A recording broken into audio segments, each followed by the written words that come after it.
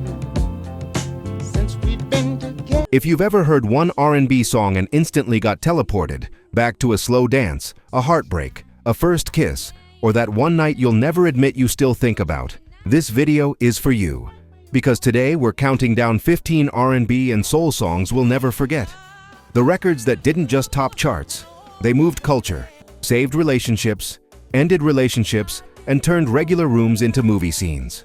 And here's the rule: no repeated artists, no repeated songs, just 15 timeless classics, broken into 15 to 11, 10 to 6, and 5 to 1, leading to the one track that feels like soul music itself. So don't blink, because the first song might already be playing in your head.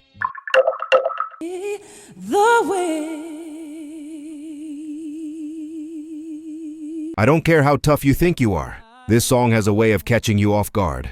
The first thing I remember is the silence. That cold, clean moment before anything starts. No drums, no sweet little intro to ease you in. Just Whitney, standing there like she's about to tell the truth in front of the whole world. And when that voice comes in, soft, almost gentle, it doesn't feel like a performance. Love you.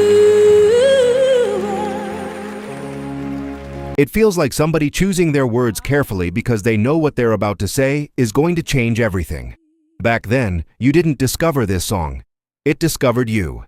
It was on the radio while your mom cooked. It was on TV while you were flipping channels. It was playing in beauty salons, in taxis, in corner stores, and in those living rooms where the curtains stayed half closed because the sun was too bright for whatever kind of day people were having.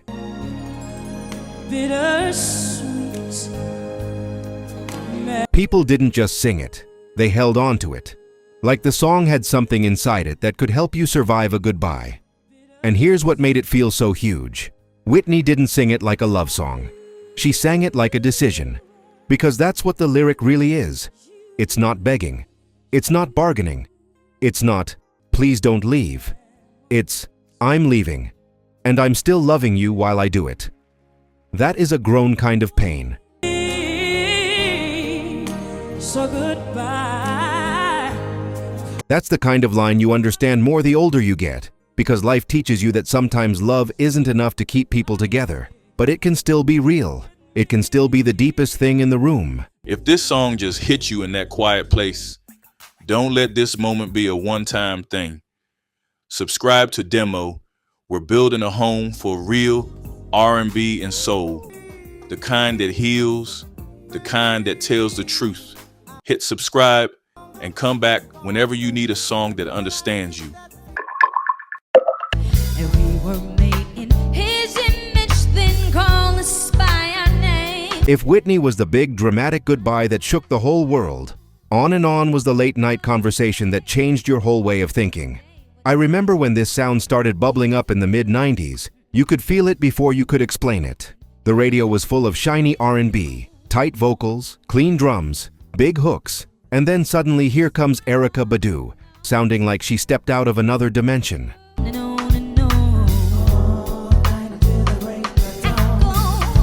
Not trying to impress you, not begging for your attention, just being. And the crazy part is, the first time you heard On and On, you might not even catch all the words, because it moves like smoke. The groove doesn't rush, it floats. The drums feel like they're walking, not running. The bass sits deep, like it's thinking. And her voice? It's not screaming. It's not doing gymnastics. The world keeps turning. Oh, what a day. It's talking to you. That's what made it feel so fresh. Like she wasn't performing at you.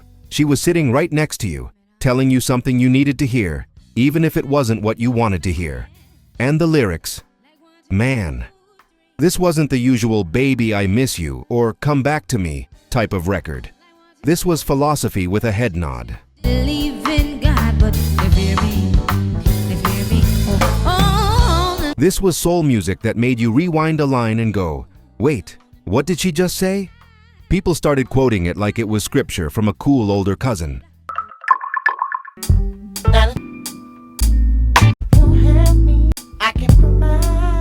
There are songs that are hits, and then there are songs that feel like a private moment the whole world accidentally witnessed. Untitled, How Does It Feel, is that kind of record. I remember the first time I heard it. I didn't even know what to do with it. It wasn't chasing radio the way most songs were at the time. It wasn't trying to be cute. It wasn't trying to be safe. Won't you come closer? It was slow in a way that felt fearless, like D'Angelo had all the time in the world, and you were going to sit there and feel every second of it. The groove is almost hypnotic. It doesn't hit you with a big, obvious drum pattern. It creeps up. It breathes. The instruments feel like they're leaning into each other. And his voice, it's not just singing notes, it's singing texture.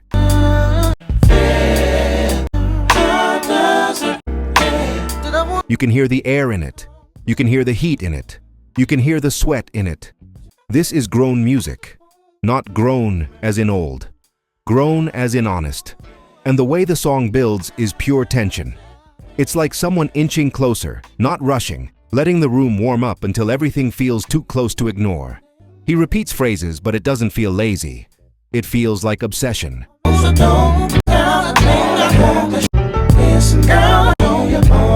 Like he can't stop thinking about one thing, and the more he tries to explain it, the more it pulls him in. I'm searching for a real love, someone to set my heart. If you lived through early 90s R&B, you know exactly what Mary represented. Truth with a beat. Real love didn't show up politely. It kicked the door open. I remember how different it felt from the jump. The drums had that hip-hop edge, hard enough to make your head nod, gritty enough to sound like the street. And then Mary's voice comes in, and it's not polished like a pageant. It's not trying to sound perfect.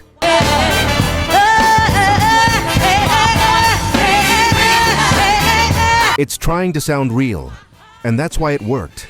Because Mary wasn't singing like a distant superstar floating above everybody. She was singing like the girl from the neighborhood who finally got a microphone and decided she wasn't going to lie anymore.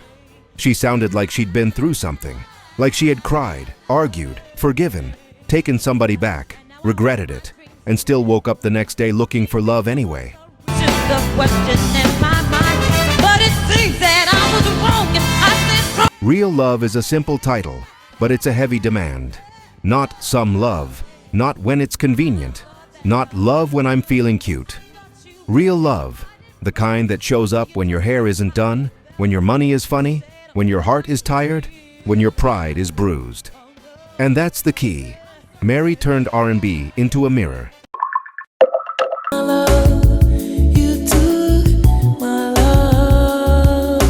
Some songs don't enter the room, they fill the room. No Ordinary Love is like that. It's not in a hurry. It doesn't try to charm you in 30 seconds. It moves like it already knows you're going to stay. I remember first hearing it late at night. The kind of night where the streetlights feel warmer than usual and you don't feel like going home yet. The air is quiet.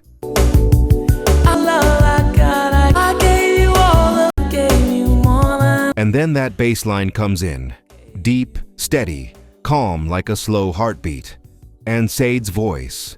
That voice doesn't beg. It doesn't shout. It doesn't perform. It glides. She sings like someone who has already cried in private and is now speaking clearly. Like someone who understands love so well that she doesn't need to decorate it.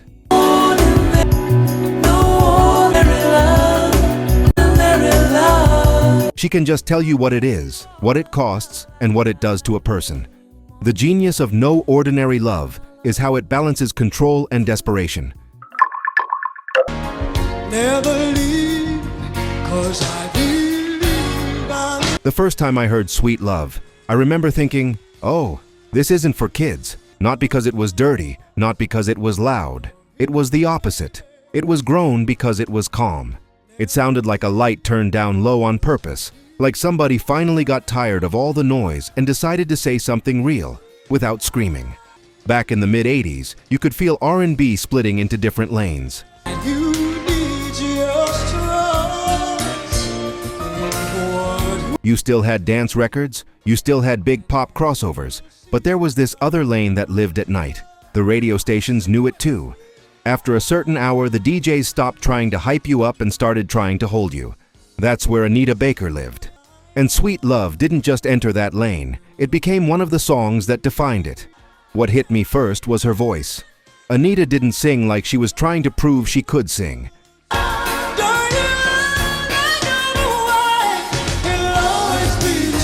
She sang like she already knew, and she didn't need to show off. It was rich, low, warm, like velvet, like dark chocolate, like a slow breath. Every line felt chosen, not rushed, no wasted words. And that kind of control, that's not talent anymore. That's discipline. That's somebody who knows exactly how to make you lean in. And the music behind her is just as careful. Nothing is fighting for attention. The drums aren't begging to be the star.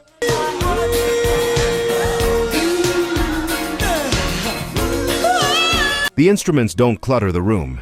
Everything is smooth but not boring. It's like a well-dressed person walking into a room. No loud colors, no extra jewelry, just style. That sound became the soundtrack for late-night drives, for living rooms after company leaves, for those moments when you're finally alone with your thoughts and you don't want a song that shouts over you. You want a song that sits with you.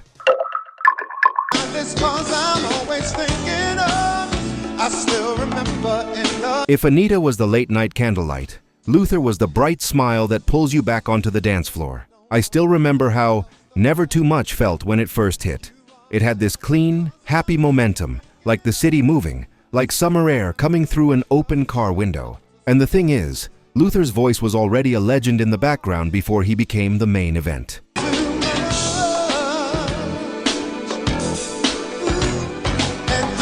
If you were paying attention, you knew his sound. You heard him in harmonies, in commercials, in the way certain records sounded expensive. Then he steps out front with this song, and it's like the world finally says, "Oh, so that's who's been making everything feel so good." The groove is just joyful, not fake joyful, not clownish. Real joy, adult joy. too much, never too much, never too much, never too much. Ooh, oh. The kind that comes when you've been through enough to appreciate a good love when you find it. The rhythm has bounce, the instruments sparkle, and that hook, simple, repeating, works because it feels like a real problem to have.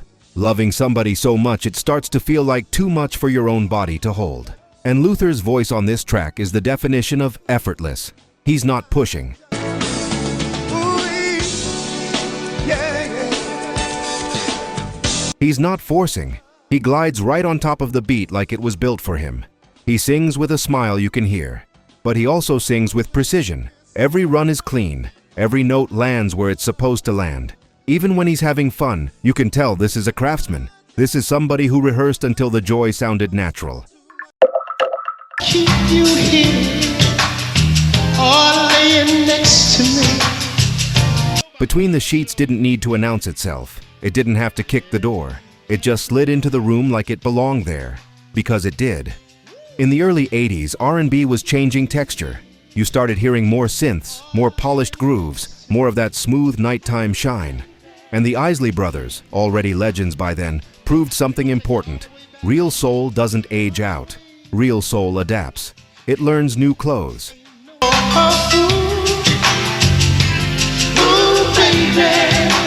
This song is a masterclass in mood. The beat is steady and soft, like it's walking on carpet. The bass sits low and confident. The chords feel warm and slightly dreamy, like a slow dance in a room lit by one lamp. Nothing about it is rushed. It moves at the speed of desire, patient, deliberate, sure of itself. And vocally, it's not about big vocal acrobatics. It's about tone. It's about suggestion.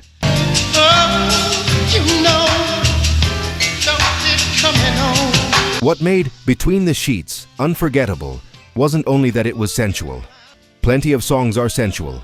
This was sensual and elegant. It didn't feel messy. It felt like silk, like a late-night hotel lobby, like an expensive cologne, like the kind of romance that's quiet but intentional.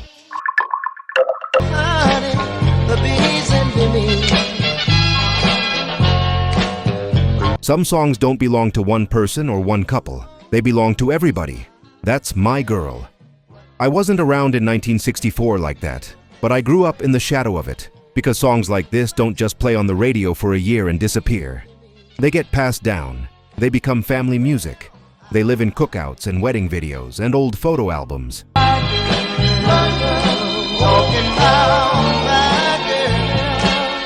They show up when people want to remember what sweet sounds like. The first thing that grabs you is that opening, those bright notes that feel like sunlight hitting your face. It's instantly recognizable, like a signature. and then the groove comes in, clean and steady, like a gentle walk. Motown had this special gift, making a record feel polished and simple at the same time, like it was easy.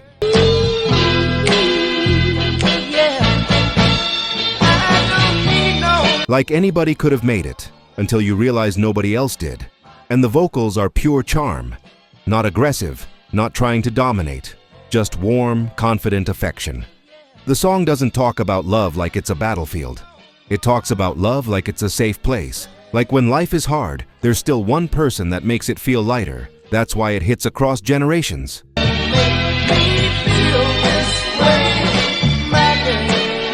Because no matter what year you live in, you understand the feeling of having one bright spot, one person, one memory, one reason to smile when everything else is heavy.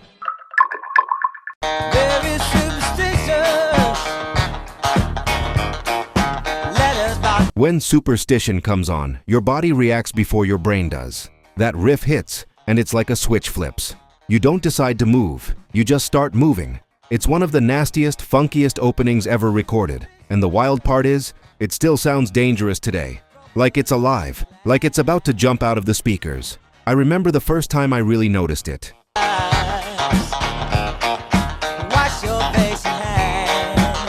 Not just heard it in the background, but noticed it. It felt like somebody was playing a whole drum kit with the keys. That sound is sharp, punchy, and urgent. It grabs you by the collar.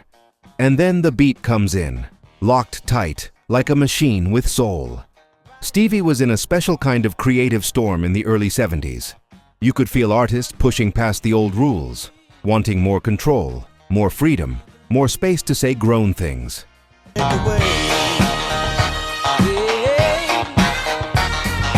And Stevie didn't just push, he broke through. He sounded like somebody who could hear music in colors the rest of us didn't even know existed. Superstition is funky, but it's not mindless. It's got a message hiding inside a party. It's warning you about fear dressed up as belief, about people letting myths control their choices.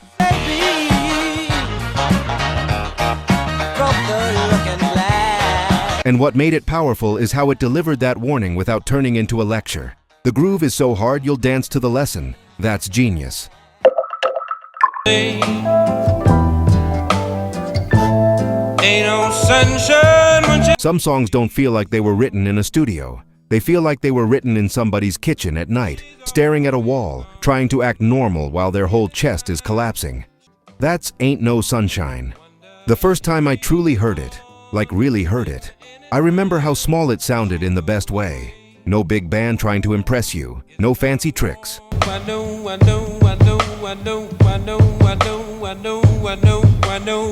Just a simple, haunting groove, and a voice that feels like it's carrying a private sadness he can't hide anymore. Bill Withers doesn't sing like a superstar. He sings like a regular man telling the truth, and that's exactly why it hits harder than a lot of perfect voices. Because heartbreak isn't perfect.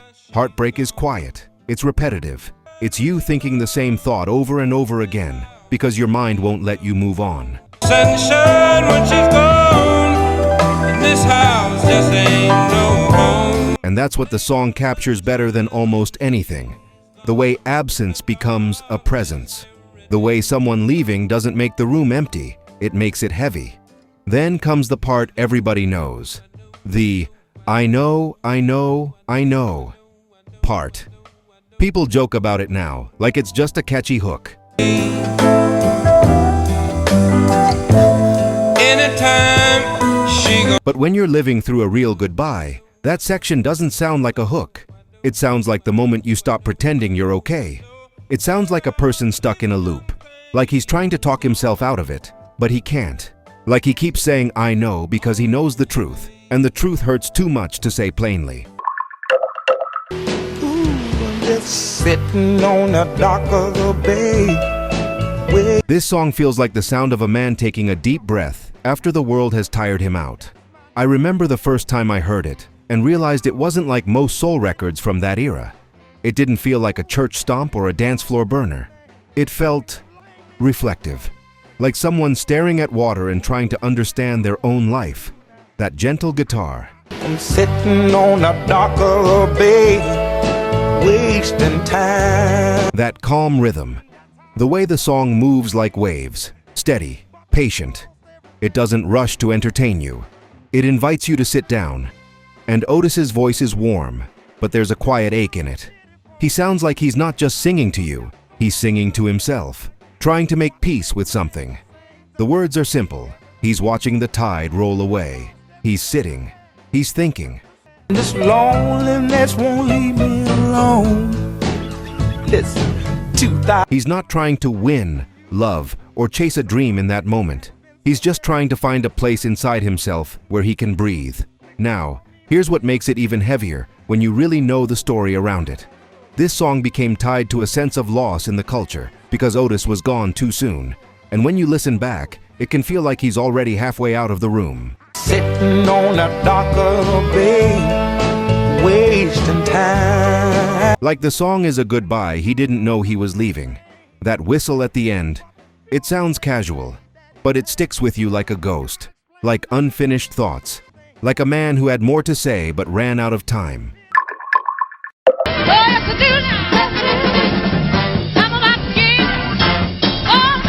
Some songs are popular, some songs are powerful, and then there are songs that change the way people talk. That's respect. The first time I saw how people reacted to it, I understood immediately. This wasn't just a good record, this was a statement. The way that beat hits is like a march, not heavy like a military march, more like a confident walk into a room where you've been ignored too long.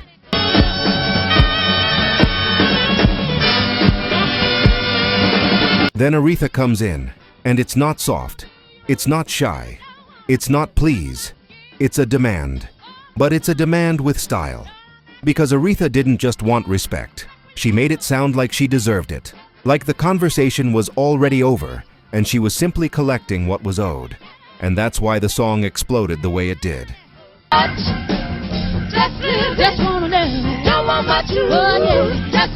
You have to remember the time. The world was shifting. People were speaking up. People were tired of being told to stay quiet. And along comes this woman with a voice that sounded like church and fire at the same time, telling everybody exactly what she needed. Listen, huh? She just don't love you no more, man. I guess she don't love. This is one of those songs where, the older you get, the heavier it feels. I remember hearing it as a kid and thinking it sounded smooth, almost like a lullaby. That sweet sax, that soft groove, those layered vocals. It sounded beautiful. Then I grew up and started understanding the words, and I realized Marvin wasn't singing a love song.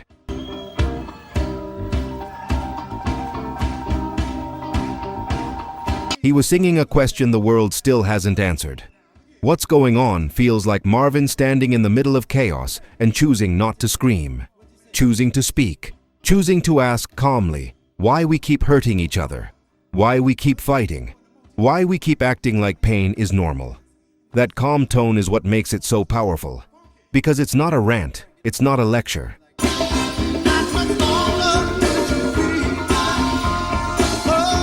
It's not him acting like he's above anybody. It's him sounding like a man who's confused, disappointed, and still hopeful enough to ask for peace. And the production is like warm water. It wraps around the listener. The groove is gentle, almost comforting, which is wild because the subject is so heavy. But that contrast is the point. Even while the world is burning, Marvin is trying to hold on to humanity. If this song just hit you in that quiet place, don't let this moment be a one-time thing. Subscribe to Demo. We're building a home for real R&B and soul. The kind that heals, the kind that tells the truth. Hit subscribe and come back whenever you need a song that understands you. Want to spend my life with you. There are love songs, and then there are love songs that feel like they've always existed. Like they were waiting in the air until someone finally sang them out loud. That's Let's Stay Together. I can't count how many places I've heard this song.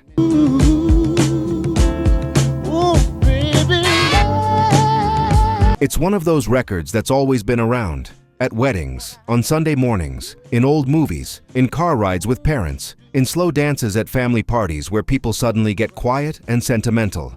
It's not just a classic. It's a piece of emotional furniture in our culture. And from the very first second, you know you're in safe hands. That smooth intro feels like a warm hand on your shoulder. Well, the times are good, bad. Then Al Green's voice comes in, and it's like honey that somehow also has heat in it. He doesn't shout, "I love you." He melts it into the music. What makes this song number one isn't just that it's romantic. It's that it's balanced. It's sweet, but it's not corny. It's emotional, but it's not desperate. It's confident, but it's not arrogant. It's the kind of love song that feels mature, like two people choosing each other on purpose. Turn around and make up. And I remember how it hit people, especially couples who had been through real stuff. Not just fresh new love, but the kind that survives arguments, bills, family drama, and bad days. This song didn't sound like a fantasy. It sounded like a vow. The journey doesn't end here, R&B soul lovers. Watch this next.